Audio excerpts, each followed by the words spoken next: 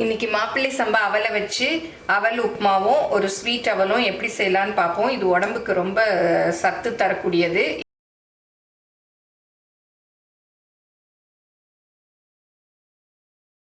இன்னைக்கு ஒரு ஹெல்த்தியான பிரேக்ஃபாஸ்ட் தான் பார்க்க போகிறோம். இந்த பிரேக்ஃபாஸ்ட்டுக்கு நான் மாப்பிள்ளை சம்பா அவல் எடுத்திருக்கேன். மாப்பிள்ளை சம்பா அரிசி வருது இல்லையா, அதுலேயே அவல் கூட இப்போ வருது, அதுதான் எடுத்திருக்கேன்.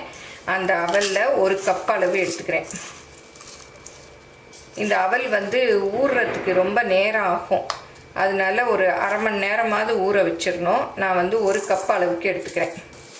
மாப்பிள்ளை சம்பா பாரம்பரிய அரிசியில் ஒன்று, அந்த அரிசியை வச்சு தான் இந்த அவல் செய்கிறது. இந்த அவலில் நிறைய ஃபைபர் கண்டென்ட் இருக்குது, உடம்புக்கு ரொம்ப நல்லது.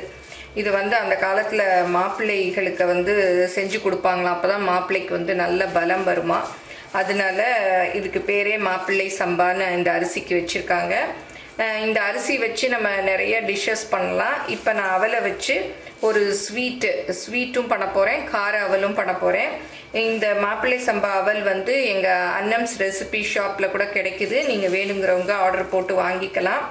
இப்போ இதை ஃபஸ்ட்டு ஒரு தடவை நல்லா கழுவிட்டு தான் ஊற வைக்கணும். கொஞ்சம் டஸ்டெல்லாம் இருக்கும், பாருங்கள் எவ்வளோ டஸ்ட் இருக்குது. ஒரு தடவை கழுவிட்டு அப்புறம் நல்ல தண்ணி ஊற்றி ஊற வச்சுக்கலாம். கழுவரைச்சி ரொம்ப தூசியாக இருந்தால் 2 தடவை கூட கழுவிக்கங்க. இது கொஞ்சம் கனமான அவலாக இருக்கும், அதனால கொஞ்சம் தண்ணி நிறைய ஊற்றி ஊற வச்சுக்கணும். ஒரு கப்பு அவலுக்கு ஒரு 1.5 கப்பு தண்ணி.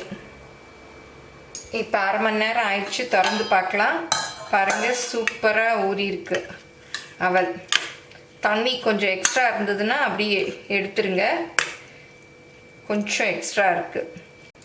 இப்போ இந்த தண்ணியை அப்படியே எடுத்துடலாம்.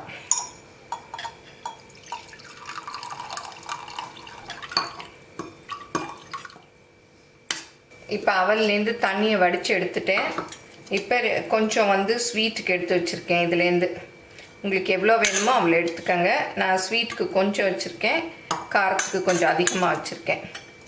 இப்போ இந்த ஸ்வீட் அவலுக்கு நான் நாட்டு சக்கரை தான் போட போகிறேன். உங்களுக்கு எவ்வளோ இனிப்பு வேணுமோ அந்த அளவு போட்டுக்கோங்க. நான் ஒரு 4 ஸ்பூன் அளவு போடுறேன். அப்புறம் தேங்காய் துருவினது.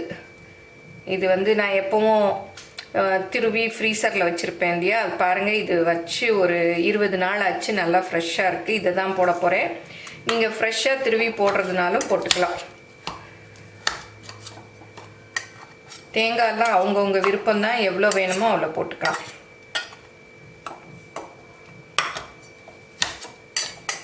நீங்கள் எடுத்ததும் உடனே இந்த மாதிரி போட்டுட்டு உள்ளே வச்சிட்டிங்கன்னா நல்லாயிருக்கும். ரொம்ப நேரம் எடுத்து வெளியில் வச்சிங்கன்னா தான் தேங்காய் கெட்டு போயிடும். இப்போ இதை நல்லா மிக்ஸ் பண்ணிக்கலாம். உங்களுக்கு வாசத்துக்கு வேணால் ஏலக்காய் பொடி போட்டுக்கலாம், நல்ல ஃப்ளேவர் இருக்கும். இல்லை இந்த தேங்காய் வெல்லம் இந்த மாப்பிள்ளை சம்பா அவலோட வாசமே வேணும்னா இப்படி விட்டுடலாம். நான் இன்றைக்கி கொஞ்சம் ஏலக்காய் பொடி போடுறேன். இதில் சுக்கு பொடி வேணும்னா கூட போட்டுக்கலாம், நல்லா வாசமாக இருக்கும்.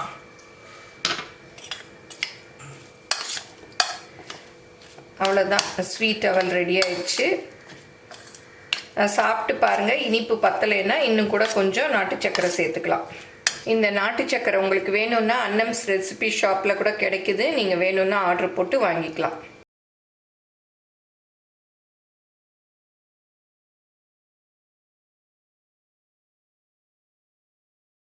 இந்த மாதிரி ஒரு பேன் வச்சுக்கணும். வச்சுட்டு ஒரு 2 ஸ்பூன் அளவு எண்ணெய் ஊற்றிக்கணும். எவ்வளோ அவல் எடுக்கிறீங்களோ அதுக்கேற்றபடி எண்ணெய் ஊற்றிக்கணும். எண்ணெய் நல்லா காஞ்சிருச்சு. 1/4 டீஸ்பூன் கடுகு, 1/4 டீஸ்பூன் உளுத்தம்பருப்பு போட்டுக்கலாம். இப்போ கடுகு பொரிஞ்சிருச்சு, உளுந்து செவந்துருச்சு. சின்ன வெங்காயம் ஒரு 5 வெங்காயம் கட் பண்ணி வச்சுருக்கேன், அது போட்டுக்கலாம். அப்புறம் ஒரு பச்சை மிளகாய், அப்புறம் கொஞ்சம் கருவேப்பிலை. அவலில் உப்பு போட்டு ஊற வைக்கலை, அதனால் நான் அவலுக்கு சேர்த்து இதில் போட்டுடுறேன். உங்களுக்கு எவ்வளோ உப்பு வேணுமோ அவ்வளோ போட்டுக்கோங்க.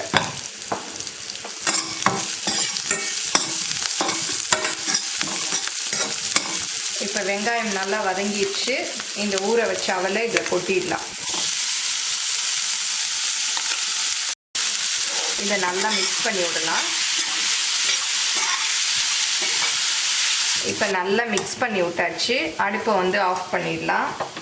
இதில் வந்து கொஞ்சமாக எலுமிச்சம்பழம் ஜூஸ் புளிய போகிறேன். இது வந்து எங்கள் வீட்டு மாடியில் இருக்கு இல்லையா எலுமிச்சை மரம், அதில் காய்ச்ச எலுமிச்சங்காய் கொஞ்சமாக ஊற்றுறேன். நீங்கள் வந்து புளி அவல் பண்ணுறதா இருந்தால் அவல் ஊற வைக்கிறோம் இல்லையா, அதை வந்து புளி தண்ணியிலே ஊற வச்சிடணும். எப்போவுமே எலுமிச்சம்பழம் புளியறது வந்து அடுப்பை ஆஃப் பண்ணிட்டு தான் வந்து புளியணும், இல்லாட்டா கொஞ்சம் கசந்து போயிடும். எலுமிச்சம்பழம் எவ்வளோ வேணுமோ நீங்கள் பார்த்து புளிஞ்சிக்கலாம். நீங்கள் என்னுடைய பொருட்களை வாங்கணுன்னா கீழே வர்ற வாட்ஸ்அப் நம்பரில் ஒரு ஹாய் போட்டிங்கன்னா எல்லா டீட்டெயில்ஸும் வரும். அதை பார்த்து உங்களுக்கு என்னென்ன பொருள் வேணுமோ அதை நீங்கள் ஆர்டர் பண்ணி வாங்கிக்கலாம். அவ்வளோதான், நம்மளுடைய மாப்பிள்ளை சம்பா அவல் உப்புமா சூப்பராக ரெடி ஆயிடுச்சு. இப்போ மாப்பிள்ளை சம்பா அவலை வச்சு அவல் உப்புமாவும் ஒரு ஸ்வீட் அவலும் ரெடி பண்ணிட்டோம். நம்ம வீட்டில் இட்லி மாவில்லை, டிஃபன் பண்ண முடியல அப்படிலாம் இருக்கிற சமயத்தில் இந்த மாதிரி மாப்பிள்ளை சம்பா அவல் வாங்கி வச்சுக்கிட்டோம்னா டக்குன்னு இது ரெண்டும் ஈஸியாக செஞ்சிடலாம். இது வந்து செய்யறதும் பார்த்துருப்பீங்க, ரொம்ப ஈஸி, உடம்புக்கும் ரொம்ப சத்து வாய்ந்தது. இதை எல்லாரும் செஞ்சு பாருங்க. இந்த மாப்பிள்ளை சம்பா அவல் வந்து எங்கள் அன்னம்ஸ் ரெசிபி ஷாப்லேயே கிடைக்குது, வேணும்னா ஆர்டர் போட்டு வாங்கிக்கோங்க. இதை எல்லாரும் செஞ்சு பாருங்கள். எப்படி வந்ததுன்னு உங்கள் கமெண்ட்ஸை சொல்லுங்கள். பிடிச்சிருந்தா லைக் பண்ணுங்கள். இன்ஸ்டாகிராம், ஃபேஸ்புக்கில் அன்னம்ஸ் ரெசிபீஸை ஃபாலோ பண்ணுங்கள். தேங்க்யூ.